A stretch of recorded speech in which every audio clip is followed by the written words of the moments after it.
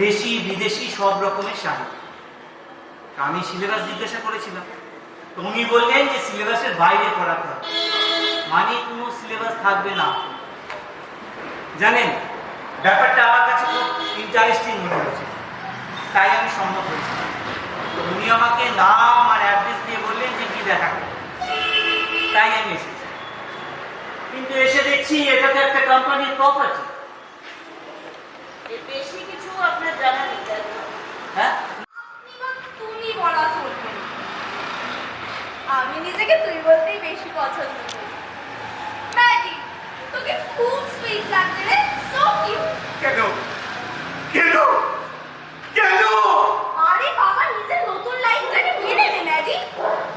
সব জায়গায় আমার ফটো, কিন্তু ওই যেখানে যেখানে শক্ত শক্ত কথা বলতে হবে, আমার জায়গায় চলে আসবি তুই। ইন্টারন্যাশনাল লেভেলে ইন্টেলেকচুয়াল হিসেবে তোর নাম হবে ম্যাডি। এনজয়।